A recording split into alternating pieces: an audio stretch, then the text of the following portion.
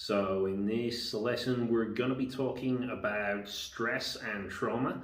The idea is to be talking about the effects of trauma and how that affects your movement. I've added in the stress component just because I find when you start to look for information on trauma, a lot of the time they paint the picture of these like really serious life events that happen. And for me, I think it's important to realize that the trauma response can be elicited by things that we might not deem as serious as what you might think. So I kind of wanted to add the stress part in just to kind of show that actually there's a bit of gray area in between these two things. So I will be trying to talk about trauma throughout. It's just worth bearing in mind anything that is stressful in theory could become stressful enough to provoke a trauma response. So that's why they are lumped together.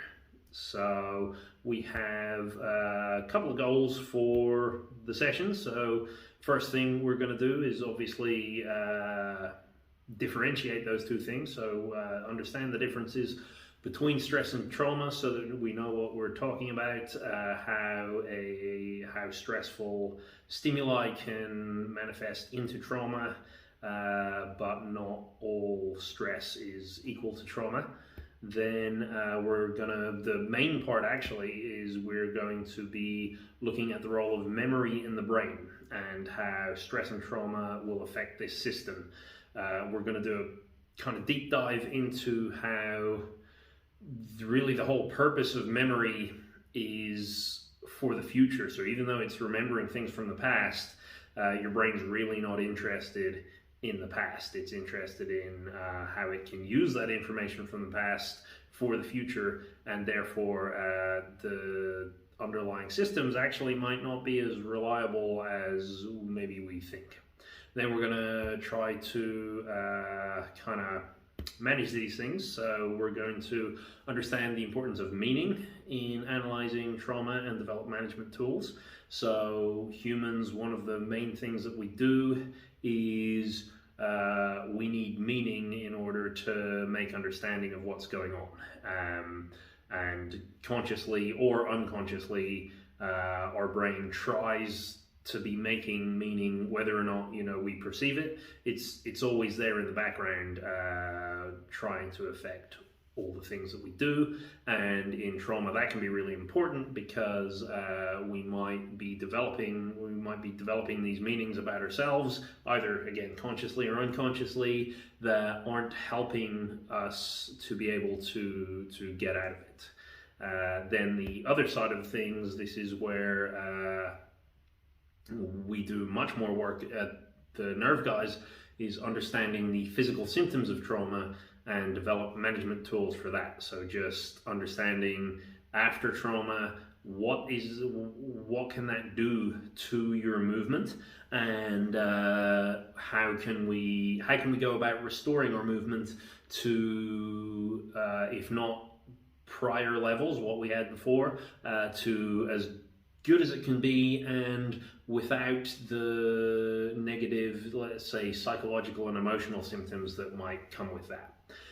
So with that being said, before we go on, I just have a little disclaimer, a long disclaimer.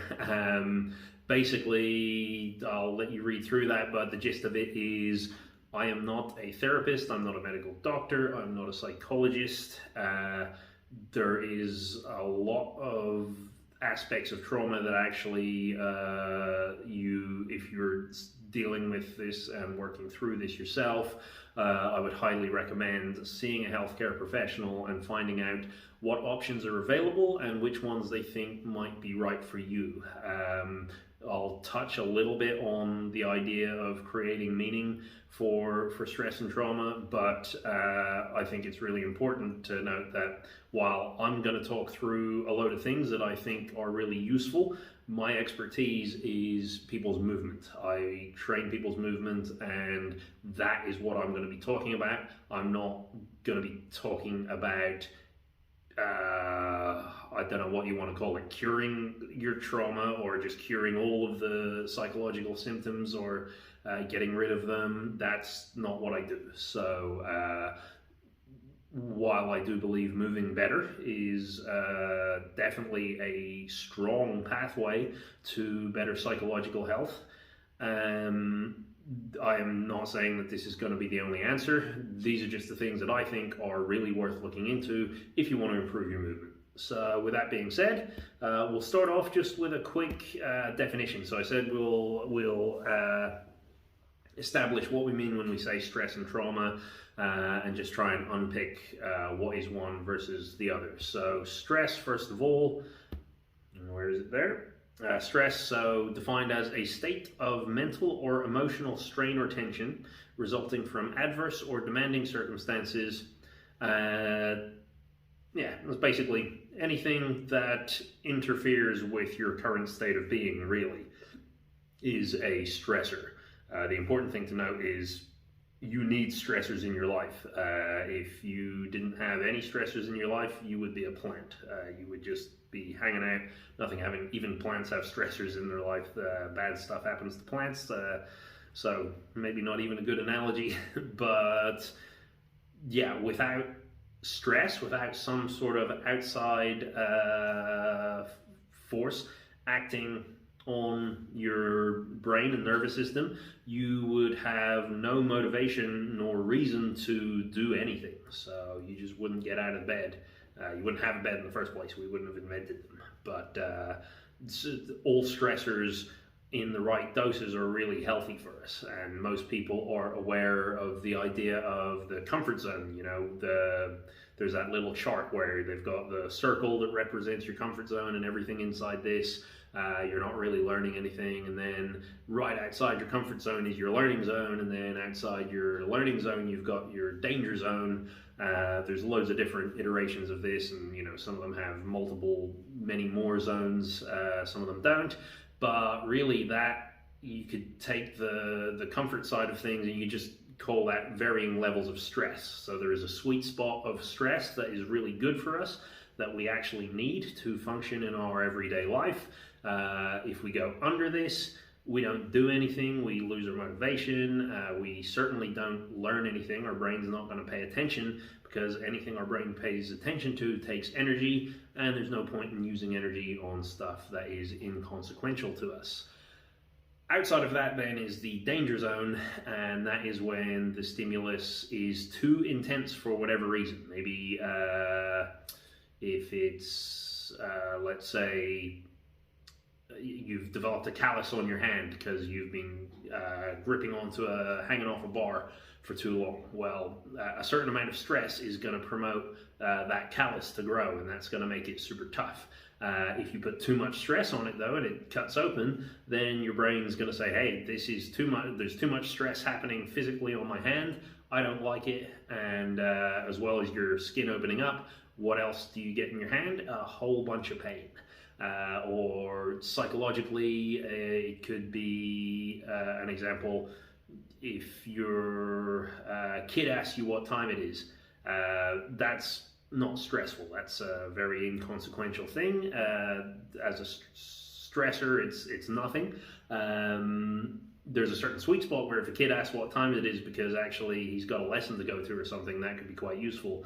And outside of that, maybe you're on a long car journey and your kid's asking what time it is while there's some music you dislike on the radio. There's another kid throwing stuff at your head. You're in an argument with your partner on the drive, and it's raining heavily, so you can't really see. Suddenly, that super inconsequential "what time is it" could be quite a significant stressor, or it can be contributing to a high state of stress just because of the load that's built up. So we can build stress from super high intensity, or we can accumulate lots of little things together, and then that can produce a negative response from stress.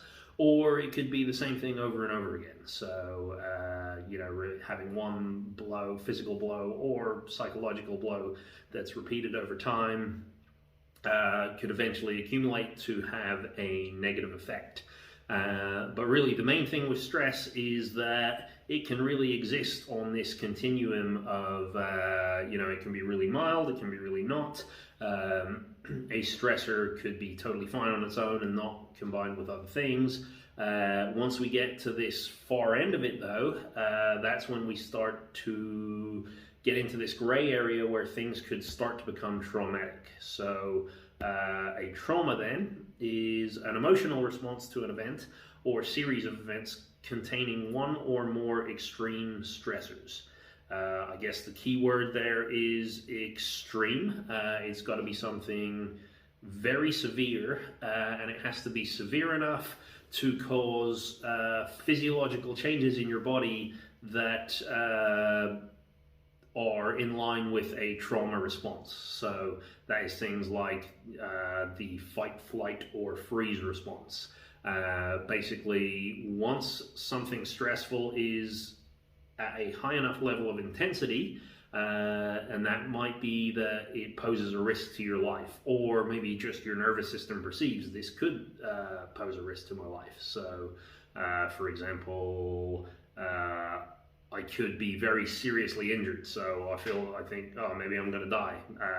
That's going to produce the trauma response. Our brain's going to do everything in its power to stop and just get us out of that circumstance. Or it could be a slightly more minor injury, but maybe the emotional response I have to that injury, because let's say I've broken my leg and actually I'm a skiing coach and I don't know what I'm going to do without that income. Maybe there's enough things that are piling on top. Maybe there was a ton of stressors already acting on my finances, etc. Something like that could end up producing a traumatic response, even though the severity and the seriousness isn't really quite there. And when we see this kind of trauma response, really we're talking about any kind of response where our brain shifts gears into being solely focused of getting out of that position, really. So normally your memory is just churning away in the background. It's kind of, you're paying attention to things, you're storing new memories, you're storing information. In trauma, the hippocampus, which deals with memory formation, is going to say, you know what, screw this, I'm just going to start firing more stress hormones down into the body to cause James to act.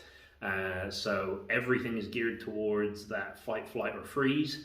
And I think the other thing that's interesting is when we say trauma is an emotional response to an event, it's interesting when you go to try and look at these things, because people will call trauma an emotional response to an event, but what we're interested in is actually what happens after trauma. So our emotional response after the event, what it has done to our behavior, what it has done to our movement, what it has done to, let's say, our perceived personality and our mood day to day. Those are all the things that are going to be affected. So there's an initial trauma response where we're trying to get out of things, but what's really interesting, what we're looking at is what are the effects afterwards, which, as I said, usually that will be, depending on the person, it could be some kind of change in behavior. You may have different character traits. Certainly you may find that you don't move in the same way as you did before, whether that's you've got restrictions in movement, you might be very weak, and then changes in your emotional state. Maybe that could be low mood, depression, anxiety, chronic fatigue, or chronic pain, for example. All of those are going to differ between people. And the other thing to note is that the extremity of a stressor required to invoke a trauma response will also vary quite a bit between individuals as well. So that's why I think this is important to talk about stress and trauma, because when you go and try to look for information on this, people talk a lot about very serious topics, and there'll be things, like extreme violence and war zones and things like that. Certainly that's serious trauma, and that is something that can be quite difficult to deal with. But where I think that leaves a gap is people who are maybe having these similar responses, even though they didn't go through that super serious thing, and I think those people are often left out quite a lot when we talk about this because what do I say? So just because they think, well, this wasn't serious enough, so this shouldn't be happening to me. And when we talk about how your brain likes to create meaning and stuff, that's going to cause an even bigger spiral, which actually might cause many worse symptoms. So while I say stress and trauma, we're talking about trauma, but it's worth noting that what some people think may just be stress actually could be producing these similar responses. And whether or not we're going to classify it as trauma specifically, the same treatments might be effective. There's also other arguments for people saying that trauma is overused as a term, and people say it when they really shouldn't. I think that's also very valid, but it's not what we're going to be talking about here. Okay, so I normally like to give people some reading as well when I do these webinars. So I've got 3 books here. They're not my favorite for these. I just couldn't find anything that summed up what we're going to be talking about any better at the moment. So if anyone's got any better ideas, I'll go from left to right. So Why Zebras Don't Get Ulcers by Robert Sapolsky, really great book that just talks about stress and all the negative effects from stress, why they happen in humans and they don't happen in animals, and what it is about this accumulation of stress that can be so bad. And while it's not necessarily a deep dive into trauma, again, trauma is a super severe form of stress, so actually a lot of this stuff can apply. But I think it's worth having a strong understanding about if you're dealing with trauma, if you think you're affected by it. This is a good book to be reading anyway. The middle one, so Viktor Frankl, Man's Search for Meaning. This is the main one that I'm kind of it's not my favorite to be including here, not because I don't think it's a good book. I think it's an incredible book. It's just the subject matter can be pretty heavy, let's say. Viktor Frankl was a concentration camp Holocaust survivor, but also was a psychiatrist. So the first half of the book deals with his experience, and the second half of the book deals with how he used that to help other people kind of reframe their trauma, reframe the negative experiences in their life to mean something that would help them, like to reframe it positively so they could take that and use it going forward in the future. And I will be talking a little bit about, as I said, meaning later on. So I wanted to have something that talks about just how the fact that our brains crave meaning in life is really important for going forward for dealing with trauma. Then finally we got The Body Keeps the Score. So this is just all about trauma in general, and again, it's a psychiatrist telling his kind of anecdotes of various clients that he's helped with trauma, and he talks about all different presentations, so different types of behaviors that people have ended up with. Again, it doesn't go super deep into the physical stuff. He does talk about some physical symptoms. I want to talk more about the physical rather than the psychological, but I think again, it was the best one I could find in terms of what kinds of changes can happen from trauma. So as I said, if you've got any better ones, do let me know. I would love to update this list. All right, so I said the main thing that we need to understand when we're talking about trauma is memory, because without memory, trauma wouldn't really be such a big deal. You could have a super stressful event that happens. If your brain doesn't remember it, then no harm, right? Your brain's going to remember the response, but also it's going to have a reaction to the memory of that, and that's what we want to be looking at, trying to influence or change. So for memory, things that we need to know: memory exists in the body in order to promote future survival. I kind of mentioned that right at the start, but that is super important. The only reason we have memory is not so that we can accurately recall the past. It's so that we can use the past to influence the future. For smaller organisms that don't have any kind of memory whatsoever, they usually don't live very long. They're wired and programmed to just react to the environment as it currently is, and that's usually because the environment for them, they're not living so long, the environment doesn't change very much, so they don't need to remember things in a very super complex way. Our brains, on the other hand, because of the length of time that we live, we need to figure out what the world is like and how are we going to adapt to that in the future. The interesting thing about that is memory doesn't have to be accurate. As long as it's helping us in the future, it doesn't need to be accurate at all. And there are a lot of studies now confirming that, people can have false memories implanted and they can remember those things really, really vividly. They can misremember things. Very serious events like 9/11, Michael Jackson or Elvis dying. Where were you at that time? The moon landing. People, when they get quizzed about these things 10 years apart, might have very different memories of what happened, and that depends on their current state of mind, which we'll talk about a little bit later. But memory is not a fixed thing. We don't remember things exactly. Most people are familiar with forgetting things, losing their memory, or disagreeing with their friends about things that how they really happened. So we should be kind of comfortable with that idea. This idea that it's supposed to promote future survival should help explain why.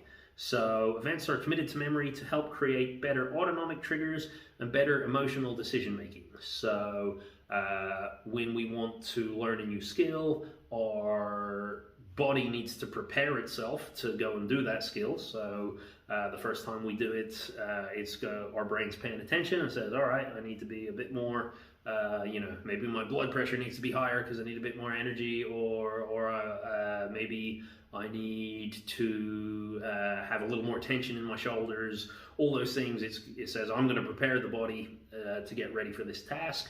Or it can give us emotions and kind of general feelings that make us go, oh, I don't know about this. Last time this happened, it wasn't good, so I'm going to rethink think what's going on. So there's kind of an autonomic component or an automatic component, and there's an emotional component to the process of memory formation. Then next up, memories are not fixed. We've already covered that. And when recalled, both autonomic and emotional components can be stored again differently. Also kind of touched on that. Autonomic components, if you just think of that as muscle memory, that's a problematic term, but if we think muscle memory, your body's ability to remember movements, it takes loads of repetitions to build that up. It takes loads of repetitions to build up automatic movements and responses to things, and that's because if your brain doesn't know how to do it in the first place, it doesn't want to remember the first one it does, because that's the one that's most likely not to be correct. So it'll do it, and then it will create some emotions around it. It will pay attention to what movements it did. It will do it again. It will pay attention to what it did differently, and then over time it's going to start saying, all right, I'm getting the gist of what things are always happening. I'm gonna store that in my memory and not anything else. And if that wasn't the case, even though that sounds really annoying, like it takes us ages to learn new skills, if we didn't have it that way, everything we did, we'd look like a toddler when we were doing it. Trying to pitch a baseball. The first time we did it, if that was stored in our memory, we would never be able to do it any other way, or at least not with great difficulty. The emotional component as well. So as I said, when they studied these people, where were you during the moon landing? The people who recalled the events most differently were usually in a very different state of mind in both both times that they were quizzed. So maybe the month after the moon landing, maybe things really weren't going well for them and they were very depressed, and then when they got asked about it, they remembered it with their current feelings in mind and current emotions in mind, and then 10 years later maybe things had worked out and got better, and they remembered the experience either more positively or just differently because their state of mind was different. So the emotional component can also be stored differently depending on what your state of mind is when you're remembering it. So anytime you're remembering something, you're bringing it up for the future. Your current state of mind is a really good way to predict what the immediate future is likely to be. Okay, precise and accurate details of past events are the concern of the autonomic system only. I'm not sure I'm happy with how I wrote that. Basically, yeah, your memory doesn't like to be very precise. So we already talked about the autonomic system eventually. So walking is something that we've remembered how to do really well, and we don't have to think about it, and it's very precise. But from the logic side of things, the details, the emotions, there's no reason why the brain has to remember things exactly how they were, because that's not what's going to be useful for later on. You're very unlikely to experience the exact same thing the exact same way twice. Usually there's going to be something different. That's basically all we're trying to say here. All right. So I'm going to split up this into autonomic memory and emotional memory and just talk about both of those things. If you find any of this interesting and you decide to go and research it, I don't think you're going to find anything on autonomic memory or emotional memory specifically, not the way that I'm talking about it here. I've just made it up to paint a useful picture for what happens in trauma, what happens after trauma. Yeah, so it's just for the purpose. It's not necessarily a medically defined thing that I'm going to be talking about right now. Okay, so the autonomic memory, as I said, for now you could use this interchangeably with muscle memory. It's kind of the same thing. So autonomic memory uses dopamine to record details of relevant sensory information during stressful events, including light, sound, smell, taste, body position, and movement through space. So basically, as I said, no matter what it is that you're doing, all the movements that you're making, your memory or part of your brain, the cerebellum, really is figuring out what are you doing the same every time, what are you doing different every time, what things are you normally getting right, what things are you normally getting wrong. And the thing is, though, it doesn't really know, out of all of this information that's coming in, it needs to work out, well, which ones are important. So it's going to use all of its senses. So like I said, light, sound, even taste. You know, if you have a certain taste in your mouth, maybe that's useful. You know, is it because your mouth is actually quite dry because you've got high adrenaline? And is high adrenaline really useful in the current situation that you're in? It doesn't know, so it says, all right, I'm going to pay attention to that, and I'll see if that's always happening. Then for the future, I'm going to say, yeah, maybe this adrenaline response is useful, and then your mouth always feels dry, and you always get that same kind of feeling in your mouth while you're doing that skill. Could be the smell, the body position, what kind of movements you're doing, how those movements are different every time. Could be things like the digestion in your stomach, like all of those things can matter, and your brain's just trying to figure out which ones matter the most and which ones it's going to hang on to, basically. So then the second half of this is the intensity of these is going to matter. So these stimuli, when presented at the right threshold, will trigger an appropriate response in the body. So that's going to be that stress response. If you're pitching a baseball and you elevate your shoulder blade elevates up, it lifts up, and you do that 800 times in a row in the same way, then that threshold of just 800 times in a row, your brain's going to say, hey, every time you do this, your shoulder goes up. I'm gonna remember that. I'm gonna trigger the response. So I'm gonna trigger either this is going to be applied to my memory, and then next time I go to throw the baseball, automatically that shoulder lifts up. What people do in strength and conditioning training very often is, instead of having to do it 800 times, they'll increase the intensity. So they'll just say, you know what, instead of a baseball, maybe I'll be lifting a kettlebell in the same fashion. And so that super heavy weight, the brain says, oh man, this is a lot of strain, so the stress levels get much higher in one rep, and it says, I need to remember this, so that next time when I go in to make that position, the elevation happens and it moves in the way that I would like it to. And then finally, these, most of the time, so everything I've talked about there is about learning. So learning to do a new skill, pitching the baseball. Usually that is positive, so you're going to get into a state where, you know, hormones will be released, you'll be super motivated to just keep doing this over and over, and that's where your brain's gonna start, you know, just kind of pruning and tweaking it and solidifying that as a new skill.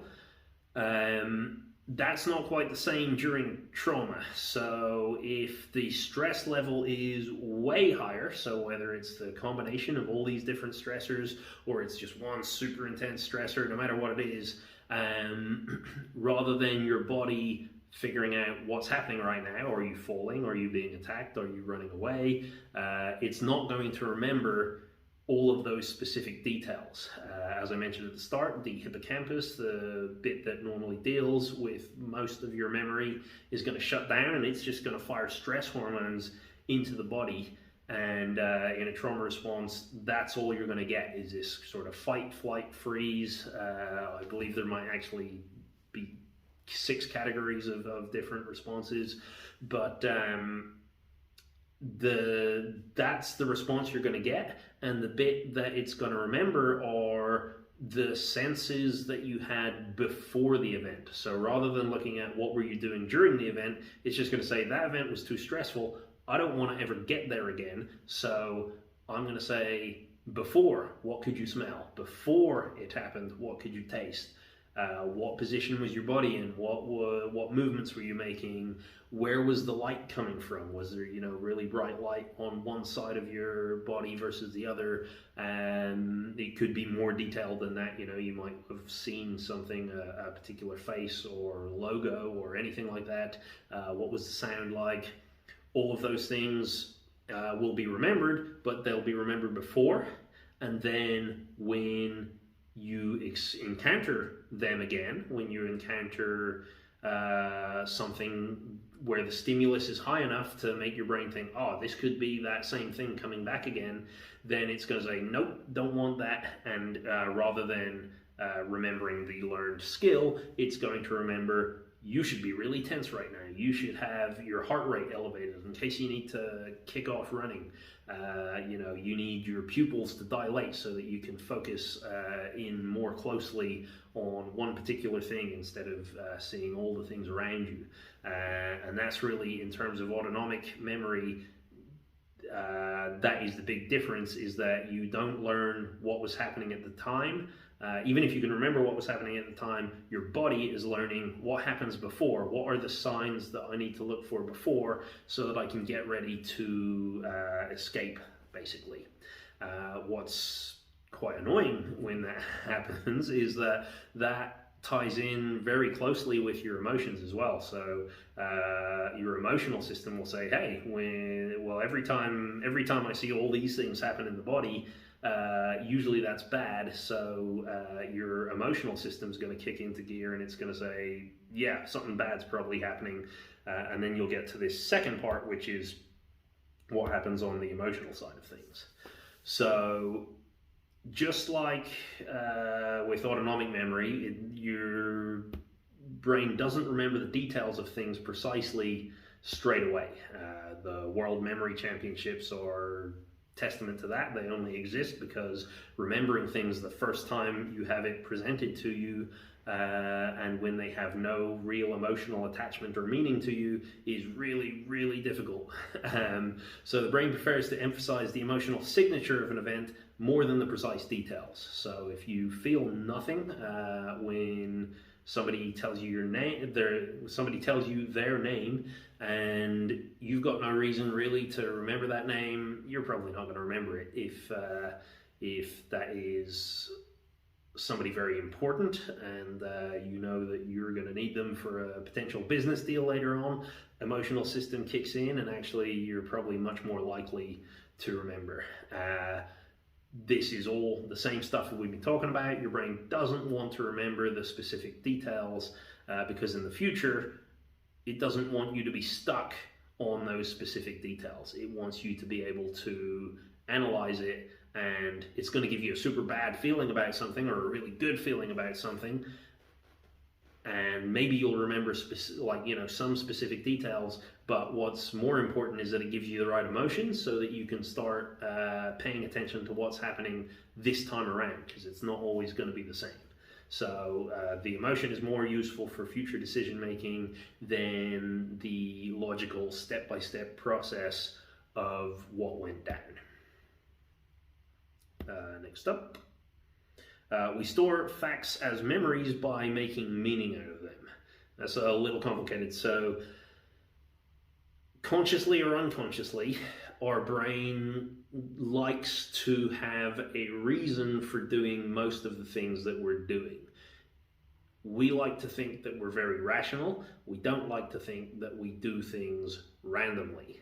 And that's going to be really important in trauma, because in trauma it seems like these responses are coming on randomly. I'll talk about why that is in just a little minute. But yeah, some of the really interesting studies on this and the research on this was split brain patients. So back years ago, they used to treat certain forms of epilepsy by cutting the part of the brain, the corpus callosum, that connects one side of the brain to the other side, and they would just sever that connection. The brain was still connected, it just, that was like the quickest route of connection, the quickest way for stuff to travel across. So it just made it much more difficult for information to be shared. What was interesting about that was you could show information to one person's eye, to one of their eyes, or more accurately, one side of their visual field. You could show information to that, and that person might be aware of it, but if you showed a different picture to the other visual field, they would still see it, but they wouldn't know that they had seen it. So the classic example was they showed the conscious side a picture of a chicken, and the unconscious side a shovel, and then they asked them, all right, can you pick two images that you saw here? And he said, all right, well, I saw the chicken, so I didn't see anything else. It's like, all right, well, just guess what else you might choose. And then they chose the shovel, and they said, why did you choose the shovel? And they would say, oh, the shovel was for cleaning out the chicken coop. The point was, they would not only choose the right thing, they would create a reason for why they had done it. I think the point where most of us can be familiar with this is if we say we're going to start a new diet or a new workout plan or some sort of fitness. We say we're going to change our habits and we're going to do it starting tomorrow. Well, tomorrow comes around and we haven't done it because the amount of mental energy it takes, check out our video on motivation if you want to see exactly what goes on there. But it takes so much mental energy to do that our brain just says, I'm going to avoid this at all costs. And the easiest way to avoid it is to convince James that he doesn't really want to do it. So what I do, even though some other part of my brain decided, yeah, we're not going to do that new diet today, we're going to just whatever happens, we're not doing it think of a reason, and my brain goes, yeah, actually, there's no point in starting it today because then it's the weekend, and I wasn't going to do it over the weekend. The weekend was going to be my cheat days, so I'll start it on Monday instead. And of course, on Monday, I'll come up with a different excuse because, again, I just really don't want to do it. But it's not necessarily just me, it's my brain, my whole the whole nervous system has made this kind of decision for me, and it's made me come up with a reason to justify it, because once I've got the reason to justify it, I suddenly start feeling really good. I go, oh yeah, I'm going to start on Monday. Cool. I'm still doing my diet. This is great. And now I can exist peacefully and happily on Friday night. That's a kind of conscious example of it happening, but pretty much all of our behaviors work in that way. The other one where we can see this unconsciously happening is the phenomenon of being hangry. So where you get so hungry that you just get pissed off at people and people are making you angry. Your hunger systems, the signals that signify hunger have gone up to the brain. They aren't getting answered, so the brain says, look, we got to do something about this.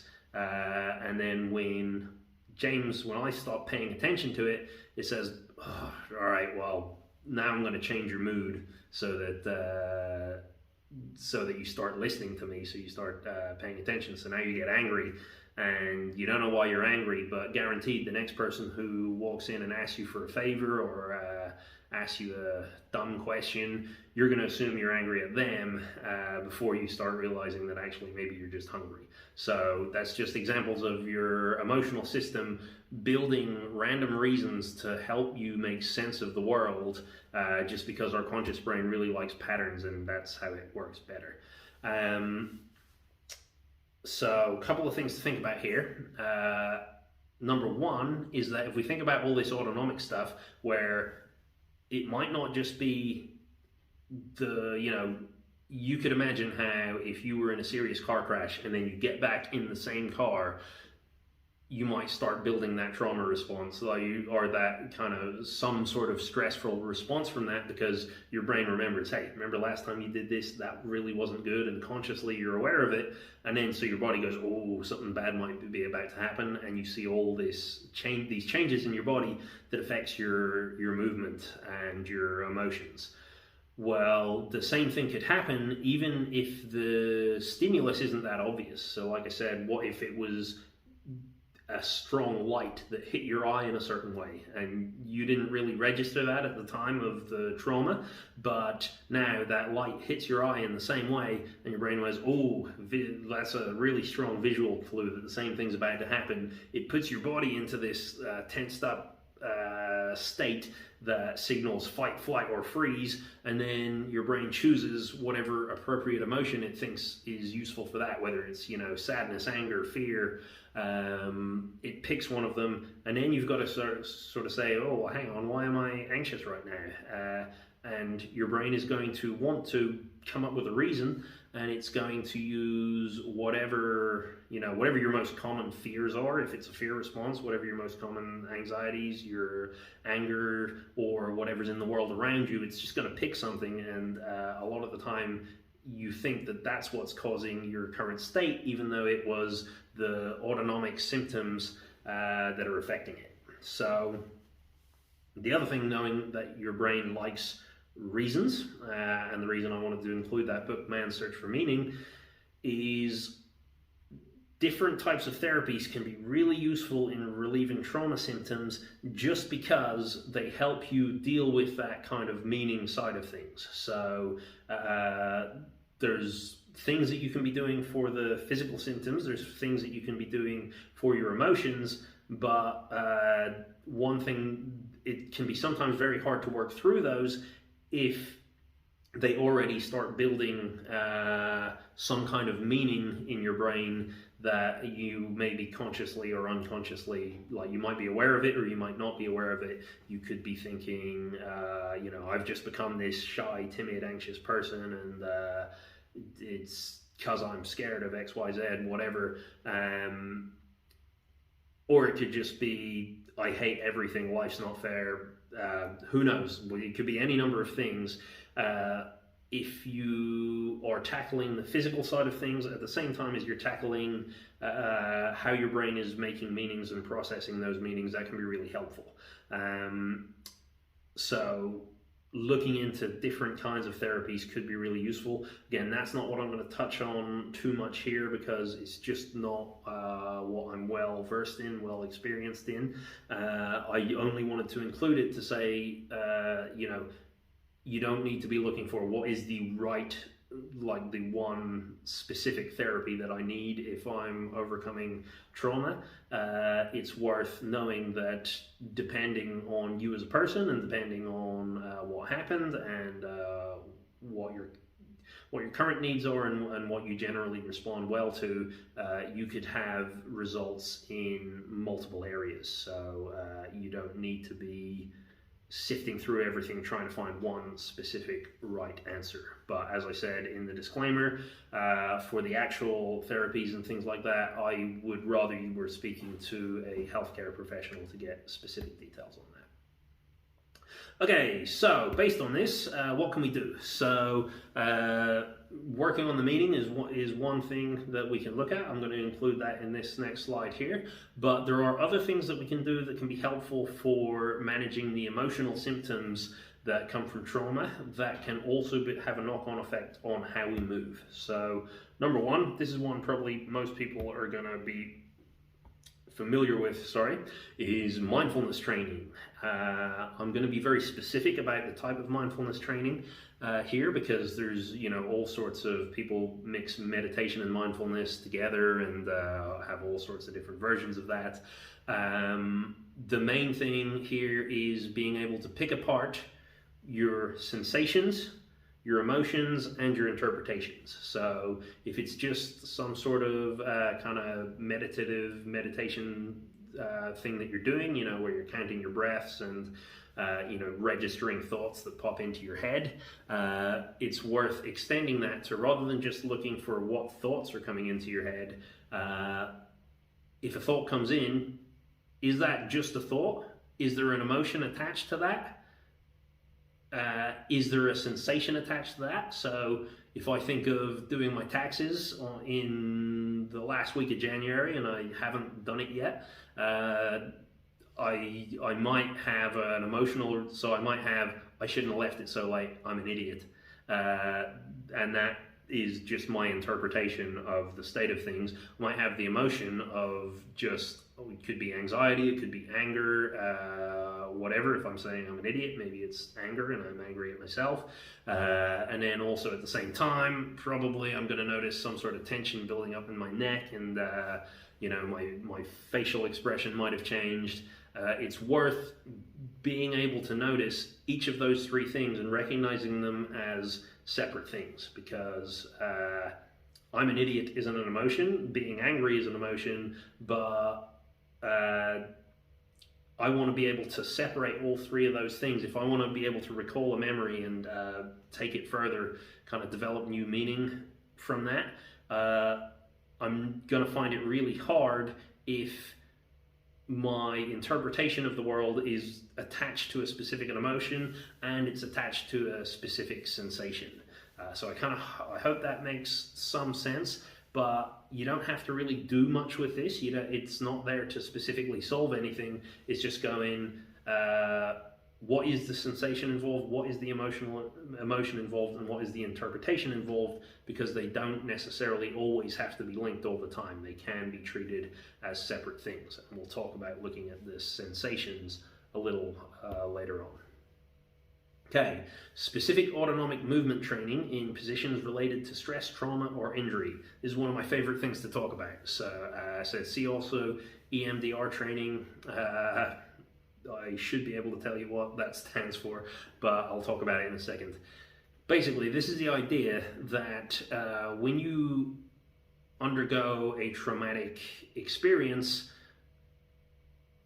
like I said, your brain picks up, it remembers all the things that were happening before. So all the senses that you had, what you were feeling, tasting, touching, seeing, smelling, all of that, it's going to remember those things. But it's also going to remember your movement and your body position. So if you have a serious injury, And let's say the example I always give is people who have been in car crashes very often. If I'm working with someone who's been in a car crash, a lot of the time having their hands up as if they're gripping a steering wheel and turning their head maybe over one shoulder can produce some emotional psychological symptoms. So they might end up with high anxiety, and that might cause physical symptoms as well, but they might find that actually, yeah, just that one position that they got injured in is providing this response to trauma because, again, last time they were in that position, it really wasn't good. What we can look at is training the autonomic system in that position. Okay, so, and this is why this first point of mindfulness and, you know, being able to pick apart the emotion as well as the sensation, because I can say, all right, this physical body position here caused something really bad, and now my autonomic system, my body is going into this super tense state, and that super tense state is causing a negative emotional state. So what can I do? Maybe I can't change the emotional state, but I might be able to change the autonomics. So if I start training things like breath, if I start training things like the vestibular system, one of the reasons that I always keep championing the vestibular system, it's really powerful and stuff like this, or if I start challenging the visual system, then that is autonomic movement that is working against what it was doing at the time of the accident. So if my eyes were in a specific position and that's causing a negative response, but suddenly I'm asking my eyes to move side to side, as they do in EMDR training, then the brain says, oh, hang on, I thought this was that super tense state, but maybe it's not, because it's not working exactly the same way as it was before, and we start to relax. So things that could be really useful: getting into the position of an injury, doing breath training. Usually that involves slowing your breathing down to about 6 breaths per minute. Doing vestibular training, so most of the time that is going to involve just moving your head, so whether it's left and right, up and down. You could also have perturbations, so just have somebody try to knock you over a little bit, or doing visual training, so either smooth pursuits where you move your eyes around in a smooth fashion, or eye saccades where you jump your eyes from one spot to another. Those can all be really useful. The second thing that I'll add to this is you might not be able to get all the way into the position of injury. So in the car crash case, maybe you can get the hands up, but you can't turn your head. Like, this causes a 5 out of 10 in anxiety, and if you turn your head, it goes all the way up to 7 or 8. You probably want to keep it about a 3 to 5 out of 10 in terms of anxiety symptoms. I'll let you decide what that means for you. All I'm saying is you don't want to push it too far. You're not going to get it super wrong if you go a little too much or a little too little, but get as close to that position as you can comfortably go, basically, and then start doing the training. After a while, you can start pushing that further and further. So that is one of my favorite things to do with people if they've had experienced trauma, because changing that autonomic response can end up with some changes to the emotional components as well. Then I had recall of memories in relation to future events to help reestablish alternative meanings. This is where I'd recommend, some kind of therapy, some kind of therapist. The idea here, and this is why, talking therapies have all been, tell me about what happened and things like that. It's not that everybody has to bring up the exact events that happened in the past, but anytime you bring up a memory again, your brain has to store it again. So there is a chance to, insert new things in there so that it's not storing it in the same negative frame. So if you have someone who can help you reestablish the meaning of that event, however that is, then that can be really useful. Again, it's not what I specialize in, so unfortunately I can't talk about it too much more than that. Okay, final slide. autonomic management. So what else can we do about these autonomic symptoms, the physical symptoms that are happening to us? Number one is mindfulness training again, this time slightly differently. So instead of dividing sensation, emotion, and interpretation, you can also do body scanning and just seeing, does paying attention to certain parts of your body actually uncover different emotions or different interpretations. So you're paying as much attention to the sensation. Let's say I put my attention into my hip and I just hang out there, just seeing, what does it feel like, what kind of tension is there, etc., and seeing, does any of that start to cause anxiety, or any other kind of negative psychological symptoms. If you start feeling that thinking about your hip is not good, then you might want to then look at some of the further steps like the touch testing and stuff. So doing a body scan, just closing your eyes, paying attention to each individual part of your body, pushing it for as long as you can go, just paying attention to, what do I feel in my knee for 10 minutes maybe, and seeing, can I just remain calm while all I'm thinking about is my knee? If not, then maybe there's something to be uncovered. That doesn't mean we're going to uncover past trauma or past memories of something that we might have forgotten. Even if we did, we've already talked about how memory isn't really that reliable, so that wouldn't be so useful. But interesting to know that, maybe your knee isn't happy moving, and it's not happy moving because when it tries to move, the emotional systems in the brain are causing some kind of reaction that's stopping it, in which case then we can go back to that emotional slide and see, is there anything we can do to help improve movement in the knee like that. Okay, next up, I believe this is, retraining movement and touch pathways using large regressions in a safe way. So we have another video that we have already uploaded to the playlist, which is about touch testing.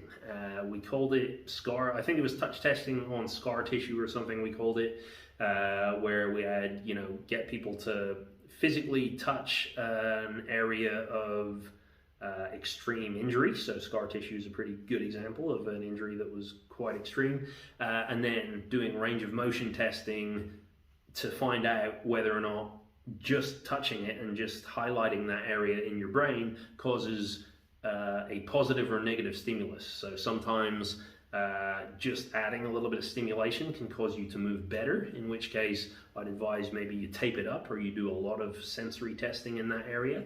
Or if you notice that it's causing a negative sensation, then you want to go back to those autonomic training in the emotional side. So you want to have touch and do some slow breathing, do some vestibular head movements, do some eye movements, and try and just teach the brain to say, hey, this is actually safe. This area, nothing bad's happening anymore, and it can start to calm it down. You can also do this with movement, so taking parts of your body that don't move well and just really regressing it down to the slightest, most tiny movement you can possibly manage, so that the brain gets used to the idea that nothing bad's happening. It's not getting jarred, stretched, pulled, strained, anything like that. And that could be either exploring your full range of motion really slow, or just one tiny range of motion at whatever speed you're able to. Okay, two more. We have identify autonomic triggers and grade application after movement into position if possible. What a sentence. That makes hardly any sense, but I'll try and explain what I meant. So, identify autonomic triggers. So like I said, during trauma, your brain is looking out for your five senses: sight, touch, taste, smell, whatever I haven't said yet. Sorry, this one's dragging on and I'm losing my ability to talk, so I'll get through the rest of this very quick.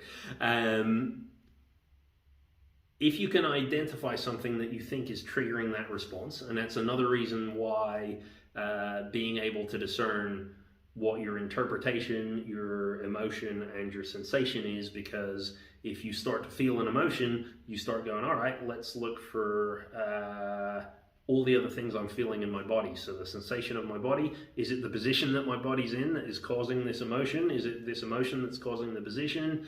The more you pay attention to that kind of stuff, the more you might be able to make a guess that maybe, as I said, the light entering my eye at this angle is triggering all of these things. Well, once you know what the trigger is, then you can start looking at graded exposure. So I'm going to use the light example. Light hitting my eye on the left is causing my body to tense up, and I get super bad anxiety. Well, I'm going to either just try graded exposure to that light stimulus. So I'm just going to hit a small flash of light into my eye, and then focus on breathing exercises, vestibular exercises, vision exercises, just trying to relax myself as much as I possibly can. Then I'm going to do it again, wait till I can completely relax, like just do everything I can, breathing especially, to relax my body, and I can gradually make that more and more intense until it maybe over time stops happening.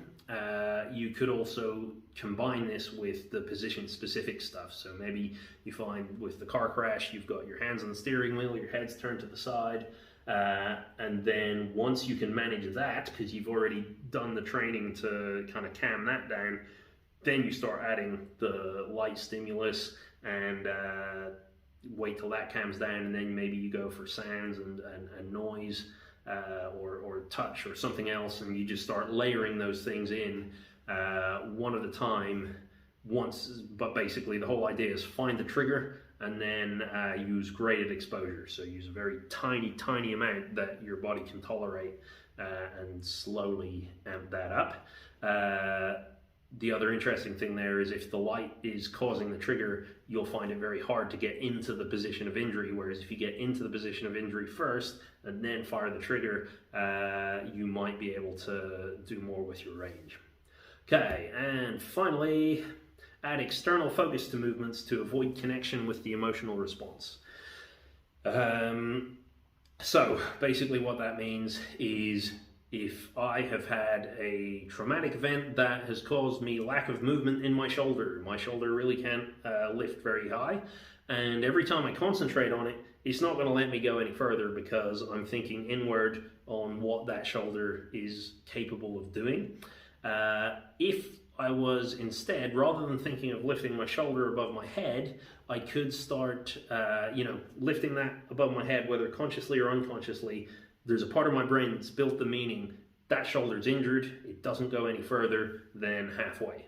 So even if I'm not thinking that, some part of my brain is saying, no, that doesn't go any further than halfway, you shouldn't be going further than that. It can be very hard with just willpower alone to push through that if it was a very strong stimulus that caused the injury in the first place, or the response in the first place. What you can do though is, if you have your brain build a different meaning, like trying to catch a ball, so you throw and catch a ball with somebody, and maybe the ball gets higher and higher, because you've changed slightly the meaning in your brain, it's not able to think of both those things of, oh, I need to move my arm up here, but also I'm injured and I can't go there. So you might be able to push yourself a little further than you were before, and over time you might be able to build that and build that and build that, and then once you see that actually, once you can catch a ball straight up over your head, then maybe you still can't consciously just think about reaching your arm all the way that far, but you can probably get a damn sight further than you were able to at the start. So adding a focus that isn't inward and that's just something outside your body, so reaching for a target, trying to catch something, anything like that can be really useful as well. All right, so that is all really from this one. I hope that was all interesting. I hope that was useful. Most of all, I hope it makes sense, because I was starting to flag there at the end. Do let me know if you got any questions. If there's anything you want to try that you're not sure about, get in touch and we can talk through how to do it.